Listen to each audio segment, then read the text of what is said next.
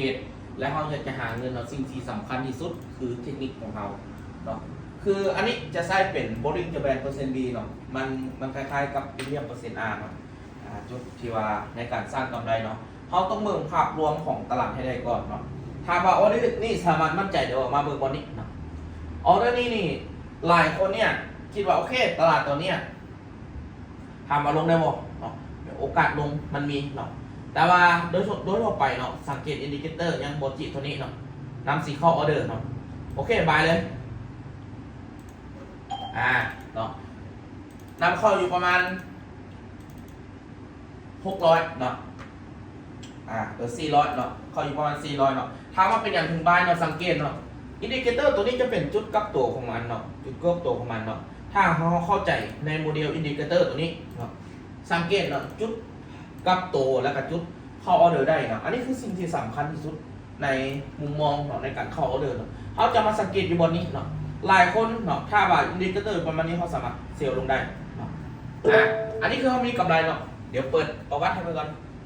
เนาะแต่ว่าไม่เมื่อแรกเมื่อกี้ก็เสียเนาะเดี๋ยวจะเบิ่งว่าจะมีกำไรบ่เนาะกดประวัติให้เพื่อนได้เนาะ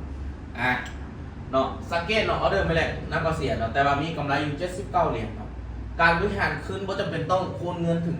แบบ300 700ก็ได้เนาะแต่ว่าเขาเบิ่งถึงความมั่นใจของออเดอร์เขาเนาะอันนี้เอิ้นว่าตัวนี้เป็นเคสทดลองเนาะแต่ว่าเดี๋ยวเขามากับเข้าเบิ่งเนาะ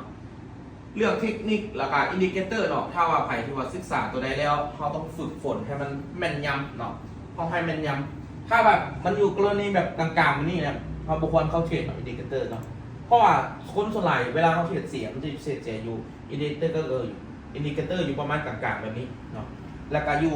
ที่เป็นแบบนี้เขาสีเข้าก็จะมาอยู่จุดต่ำสุดแล้วก็จุดสูงสุดแล้วก็ผ่านมาประมาณนี้หรือว่าต้นทางประมาณนี้เนาะเดี๋ยวเขาสีเข้าให้เบิกอีก1ออเดอร์เนาะว่ามันสิได้ผลสำใดเนาะในอินดิเคเตอร์ของเขาที่ว่าเขาใส่เนาะใครที่ว่าอยากจะเรียนรู้เนาะใน IBC ก็สามารถเข้ามาเรียนได้เนาะหรือว่าในออนไลน์เขาก็มีสอนอยู่ตลอดเนาะแต่จะสอนให้คนที่ตั้งใจแท้ๆเนาะใครที่ว่าโอเคอยากศึกษาเขาเปิดสอนฟรีให้จนเบิดปีนี้เลยสำหรับทีมงาน IBC ของเราสามารถเข้ามาเรียนนำๆนี่จานหลายๆจานคุณเชี่ยวชาญอย่างหลายๆคนเนาะโอเคบายบอกออกสำหรับผมเป็นอย่างเพราะเดี๋ยวปรับเงินจานนี้ปรับเงินจาก300ออกอยู่เลยจ้ะออกบอกแต่ว่า10 เหรียญแต่ว่าออก10 เหรียญเนาะบ่ได้ปรับเงินเด้อเนาะแต่ว่าถ้ามาเป็นอย่างถึงบายหน่อยนั่นนะวันนี้สังเกตเนาะจุดของมันจะเป็นจุดที่ว่างอขึ้นน้อยนึงเนาะในระดับหนึ่งเนาะในระดับหนึ่งแต่ว่าออเดอร์แบบนี้เขาบุคคลออกไลน์อยู่กลางๆด้วยเนาะถ้าออกก็ออกในน้อยๆเนาะแบบนี้เนาะ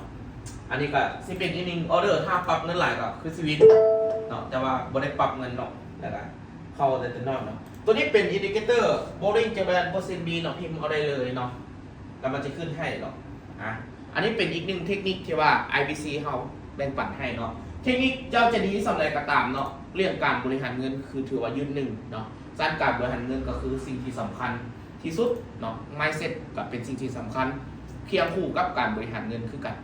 บ๊ายบาย